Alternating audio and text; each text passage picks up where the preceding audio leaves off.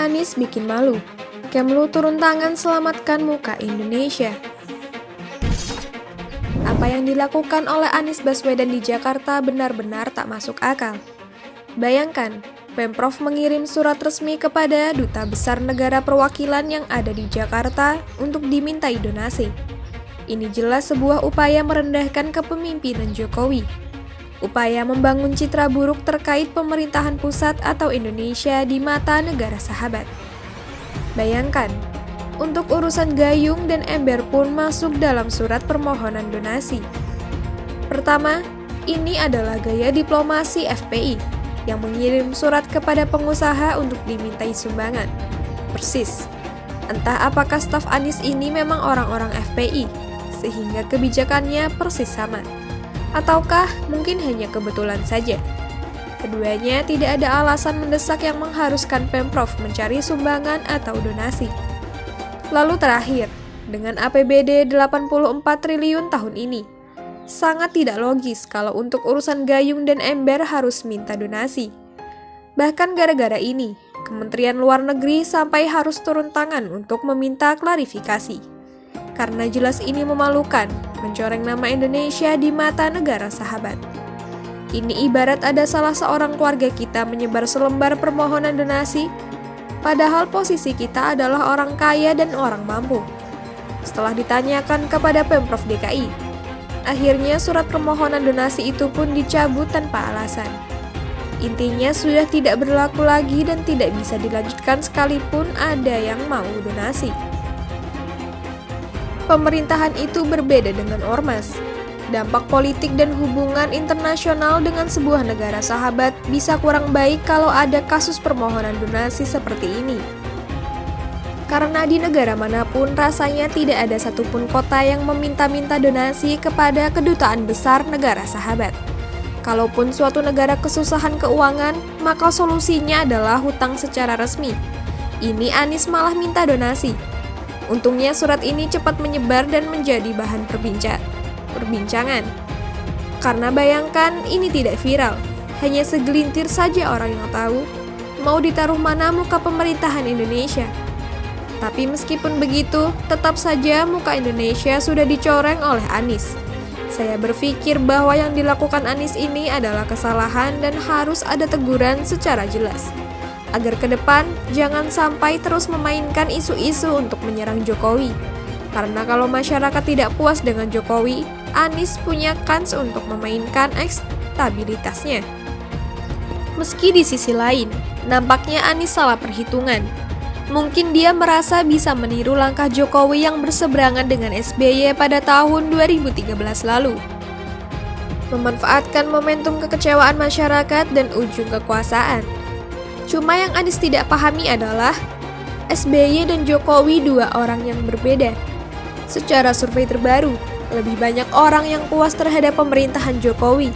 Sehingga berlawanan dengan Jokowi sama saja melepas peluang setengah permainan. Tapi ya biarkan saja, karena dengan dibiarkan kita jadi lebih yakin bahwa Anies mudah dikalahkan. Atau bahkan tidak akan mampu diusung oleh partai koalisi. Karena strategi melawan Jokowi jelas adalah bunuh diri. Kans untuk menangnya semakin kecil, pun minim pemberitaan. Selanjutnya untuk partai politik di Indonesia. Apakah masih ada yang tertarik mengusung Gubernur DKI Jakarta ini untuk Pilpres 2024? Dengan fakta kelakuan kirim surat dan ditarik lagi setelah ditegur Kementerian Luar Negeri. Bayangkan, betapa hancurnya negeri ini kalau dipimpin oleh orang seperti Anies Baswedan. Tak sadar diri, tak tahu fungsi. Pokoknya cari uang dengan segala cara.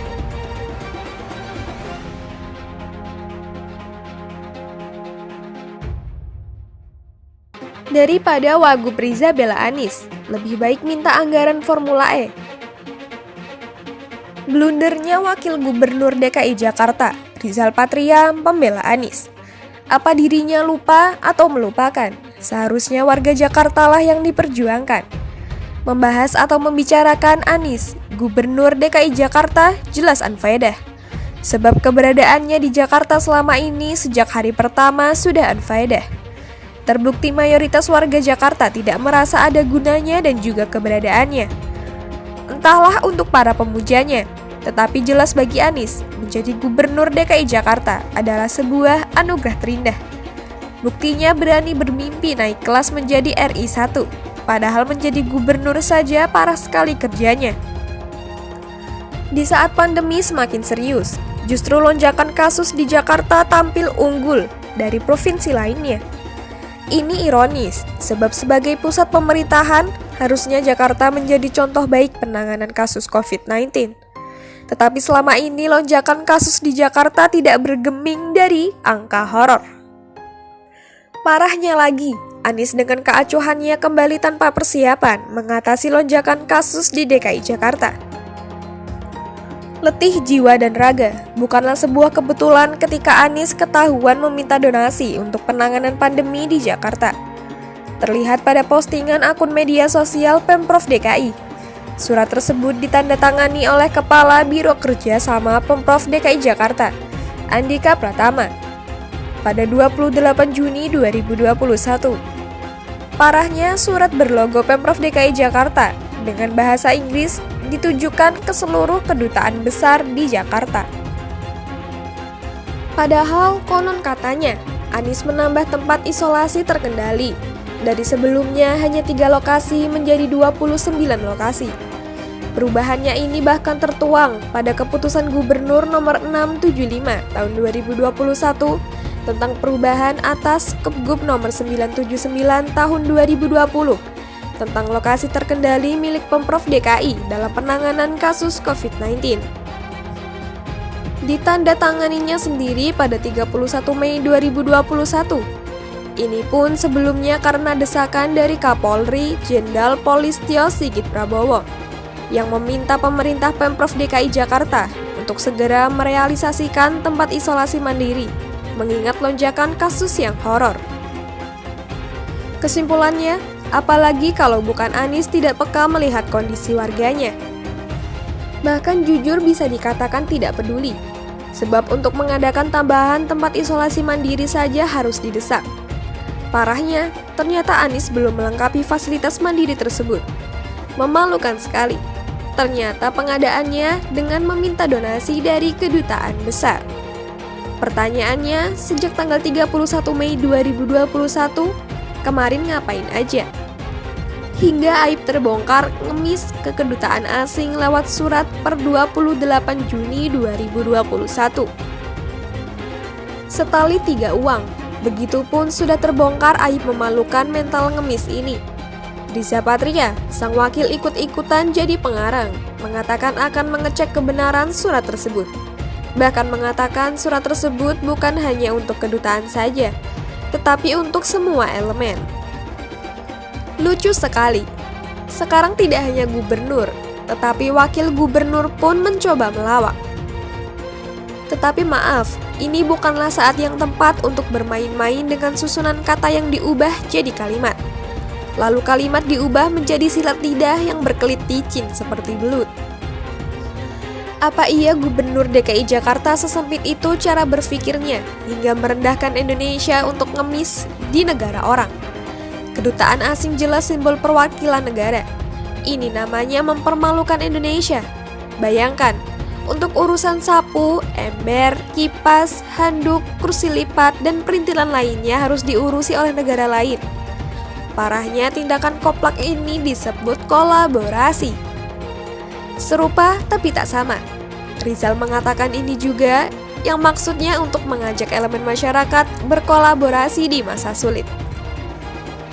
Seolah berkelit, asumsi penulis Riza ingin mengatakan, surat sejenis bukan hanya untuk kedutaan. Bukannya seharusnya gubernur sebagai pemimpin daerah melayani warganya, dan bukan terbalik seperti di Jakarta ini. Rasanya akan jauh lebih baik dan lebih mudah jika Riza Patria menanyakan kepada Anies kemana anggaran Formula E, kemudian bubarkan TGUPP, pasukan Horai yang hanya menghabiskan uang warga Jakarta.